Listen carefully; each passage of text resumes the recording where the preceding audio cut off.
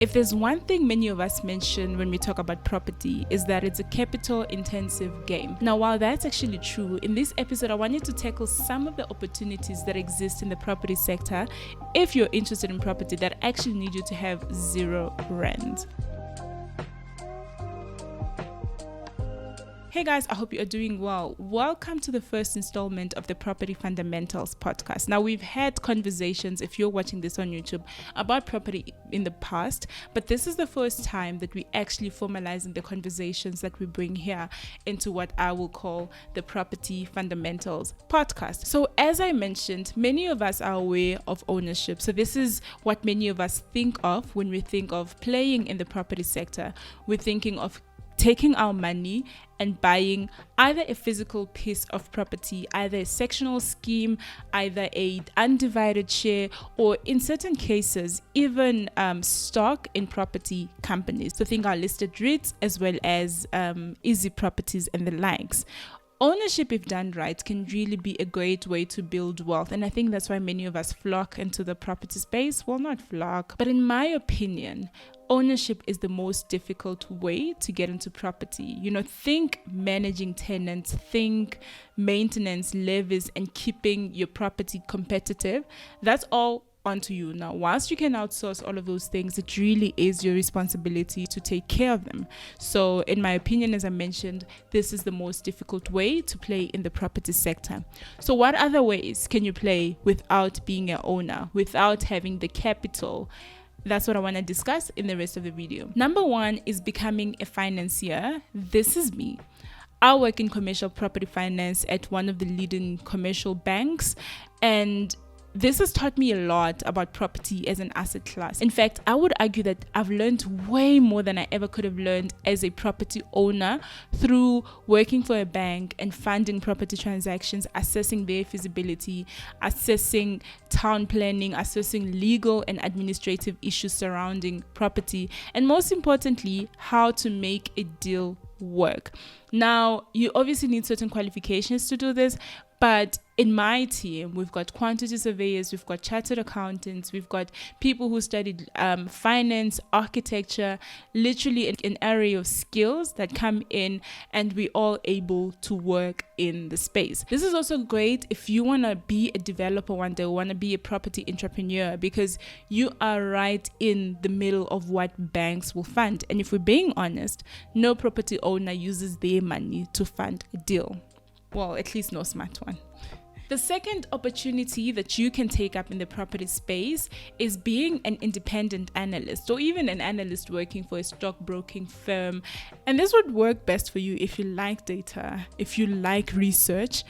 Being an analyst entails getting information in its raw format probably, and presenting in a way that makes sense to your intended audience. So it's easily understandable, and it makes sense and can help them make certain decisions. You can also focus on certain classes. I know there's analysts who work just with listed companies, but also certain listed real estate investment trusts. There's analysts who focus on giving us information on key disposals and acquisitions. Opportunities are really endless. You can share your insights in a video format, as I'm doing, or a podcast, or actually even in written format. So think a blog post, think LinkedIn, think sharing a thread on Twitter. All of those are possible ways in which you can reach your audience. Number 3, prop tech. And this is basically property technology. Now, I may be very uninformed, but I believe adoption of technology in the property sector hasn't accelerated as many of the other industries have. But the reality is, open source technology or networks have made it so much easier for a lot of us to play and innovate in a tech manner. Previously, you would need probably hundreds of thousands to start a tech company, but now all you need is basically a laptop, an idea, and you can find a template or a code that you can amend or customize to suit whatever solution you have to offer.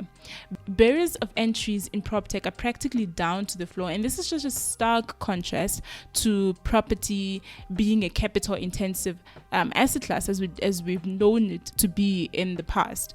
An example that I will give you: Pack Up. It is a startup started by a young CA. Actually, she qualified in the same year as me. I love her and I want to be her friend one day. It's actually rebranded now, but it's a technology company that identifies parking spaces, access parking spaces in business nodes, and it connects the people with this access parking spaces to tenants who want to rent this parking space. So she's actually done like a marketplace for parking. It offers a lot more than parking space now, but that's actually their origin. And it stemmed from the fact that Balisa went to central business districts, CBD or Sentinel or whatever, to visit, let's say, clients. She identified a problem of not being able to find parking.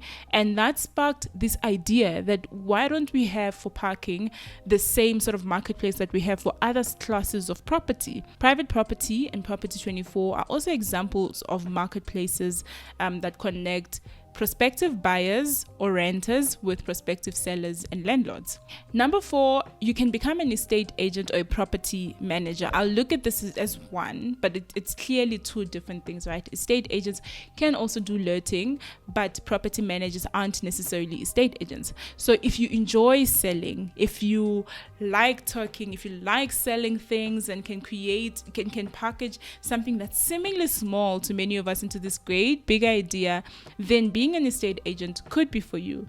You can start by joining an established firm, but I think you need to be actually accredited. So you join a firm as an intern. I think it's an NQF4 qualification that you need, and you take your estate agency affairs board exam, and you become licensed or accredited as an estate agent. This will keep you on your toes. You will work a flexible job. You will determine how much you want to earn, which is great in this day and age where a lot of us want to work for ourselves. We enjoy building something that actually is for you. So you can consider that.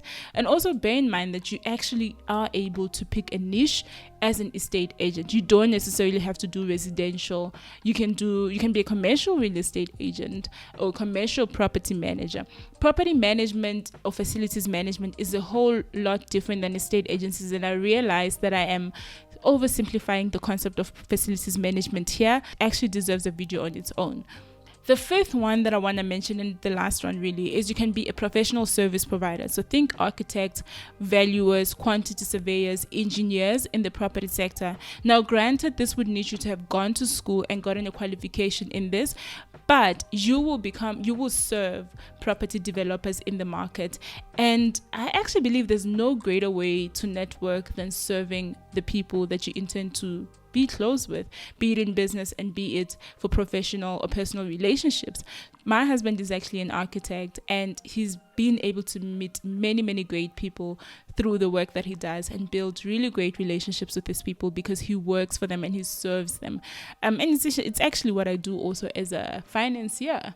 So in closing, I will say that while owning property isn't for everyone, and I do believe that not every property professional should aspire to own property, because there's many other ways of making money in the sector if that's what you want. There's many other ways of contributing in the sector if that's what you want.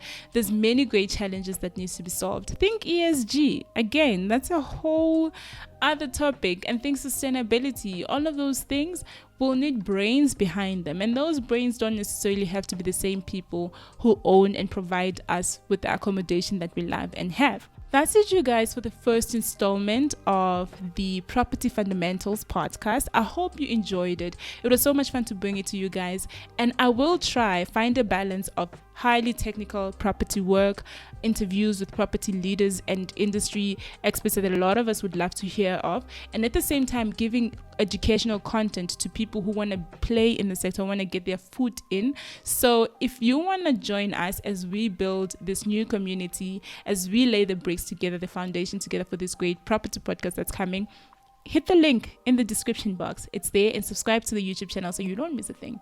Until next time, keep well.